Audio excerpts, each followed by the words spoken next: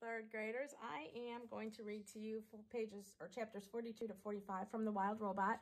I hope you're enjoying the story. I was having some problems with the YouTube channel, so I'm going to record this on my phone and hope that it works okay. So sit back and enjoy. It was a sweltering afternoon, and the heat had put everyone in a very bad mood. Roz was standing in the shade, watching her son out on the water. The other goslings were teasing him about something, when they suddenly burst into laughter, and Bright Bill turned and hurried home with a stormy expression on his face. He stomped in the garden, right past his mother, without even saying a word. "What is wrong, Bright Bill?" said Roz, as she followed her son into the nest. "Nothing," he squawked. "Leave me alone. Tell me what is wrong."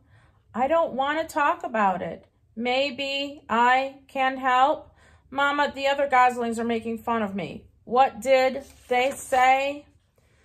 "They called you a monster, and they laughed at me for having a monster mother." "They should know by now that I am not a monster. Would you like me to talk to them?" "No, don't do that. They'll just make things worse."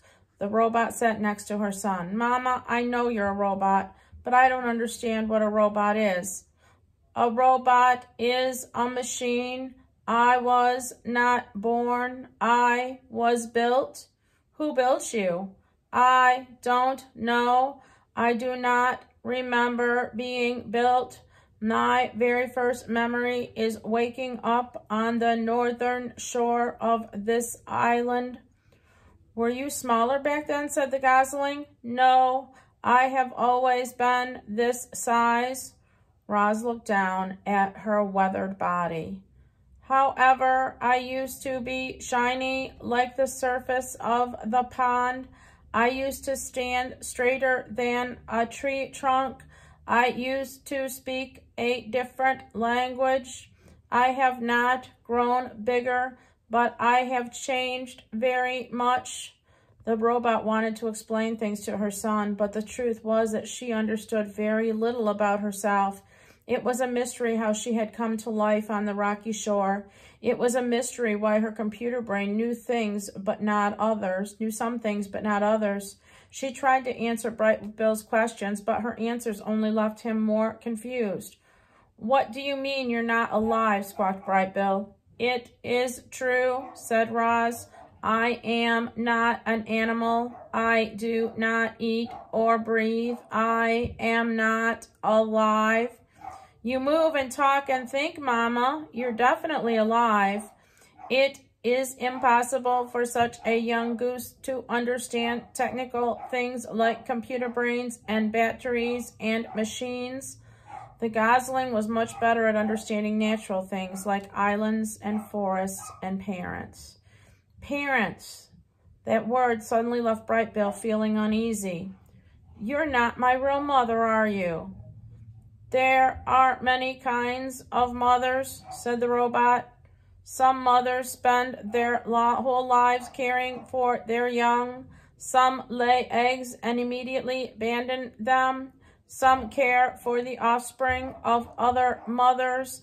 I have tried to act like your mother, but no, I am not your birth mother."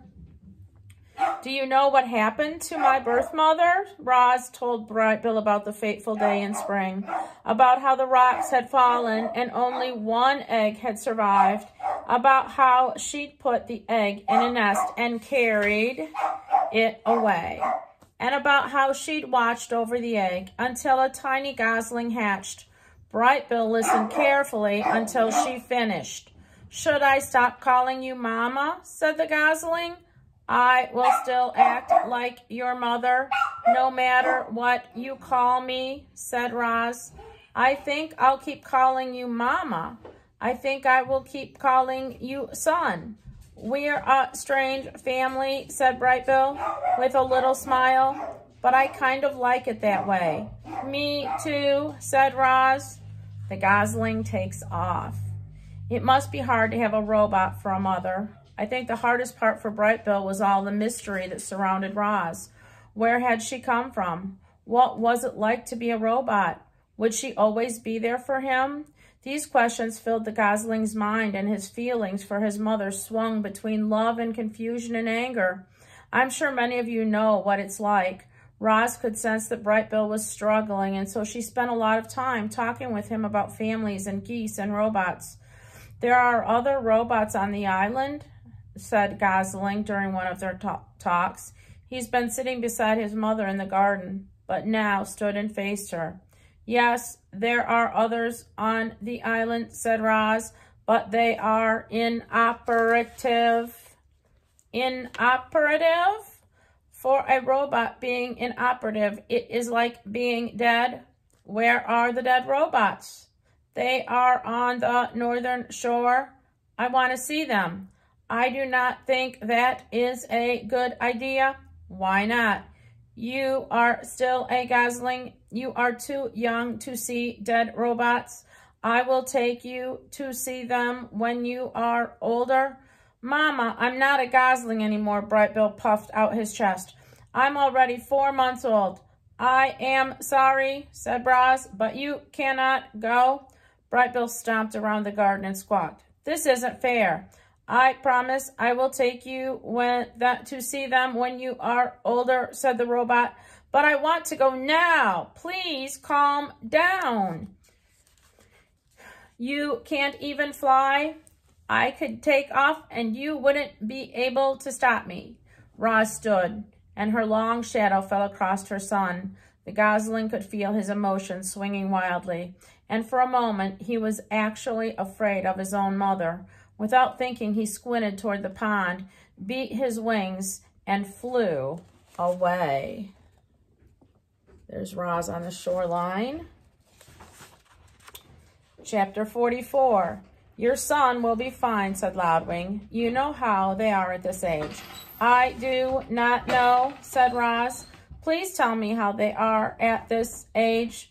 Oh, right. Well, Bright Bill is growing up fast. It's only natural for adolescent goslings to be a little moody. He just needs to be alone for a while. You've raised a wonderful son, and I know he'll come home soon. Try not to worry. But Roz did worry. At least she worried as much as a robot is capable of worrying. Bright Bill had never run away or flown away, and suddenly Roz was computing all of the things that could go wrong. A violent storm, a broken wing, a predator. She had to find her son before something bad happened to him. There was only one place Bright Bill could have gone, the robot gravesite. So Roz galloped northward. She leaped over rocks and ducked under branches and charged through meadows without ever slowing her pace. She raced all the way across the island until she finally stepped into the sea cliffs above the gravesite. And there was Bright Bill, perched on the edge, looking at the robot parts scattered on the shore below. His eyes were wet. Don't be angry, he said to as his mother walked over. I am not angry, but you should not have flown off like you did. You could have gotten hurt or worse. I was worried sick. I'm sorry, Mama. It is okay, said Roz. It is only natural for goslings your age to be a little moody and curious. Mama, I need to understand what you are, and I think it might help to see those other robots. You are right. It might help. Why are you not down here? I was about to go, said Bright Bill, but I got nervous. I want you to go with me. Let us go down there, said Roz, together. The next chapter is titled The Dead Robots. The Gosling floated on the breeze beside his mother as she climbed down the cliffside.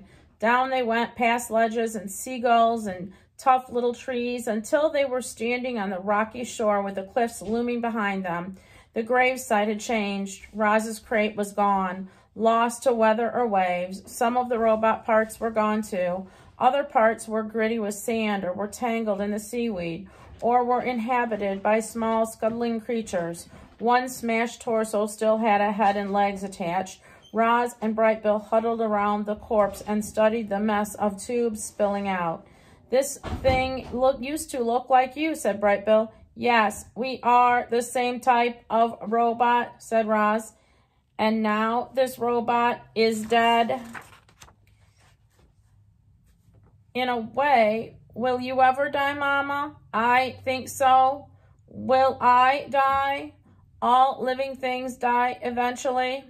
The gosling's face scrunched with worry. Brightbill, you are going to live a long, happy life. Roz laid a hand on her son. You should not worry about death. The gosling's face relaxed, and then he pointed to a small round shape on the back of the dead robot's head. What's that? He said. Roz leaned in closer. That is a button, which is a knob on a piece of machinery that can be pressed to operate it. Brightbill began pressing the button. Click, click, click. Nothing is happening, he said, probably because the robot is dead.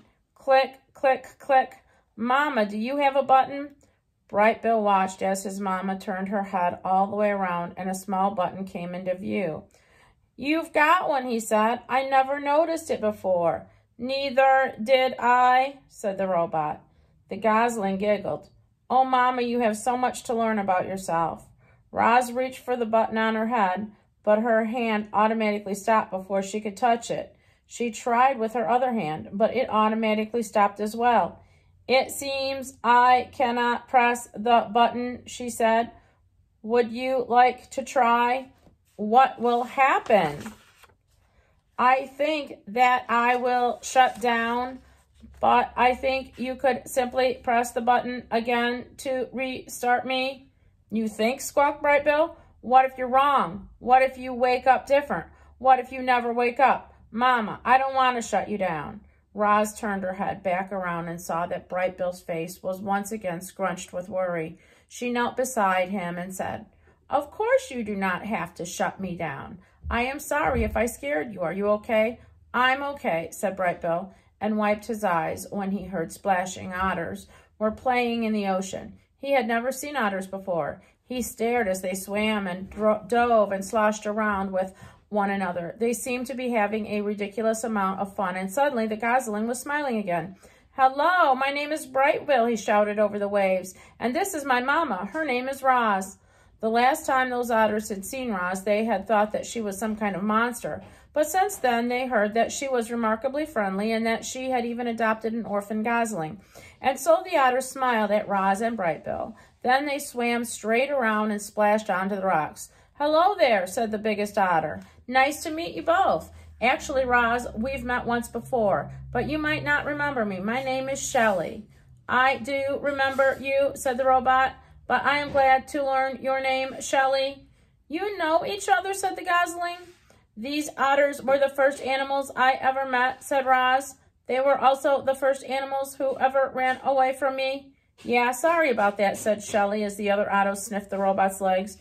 You know, Brightbill, when we first saw your mom, she was packed in a box and surrounded by soft, squishy stuff. Brightbill's brow furrowed. You wouldn't believe how small she looked, all folded up in there. Brightbill's nose sniffled. We thought she was dead, but then we reached into the box and she came to life and climbed out looking like a sparkling monster. Brightbill's eyes welled with tears, and then he felt his mother scoop him into his arms. Are you okay? She whispered in his ear. I think I've learned enough about robots for today, he whispered back.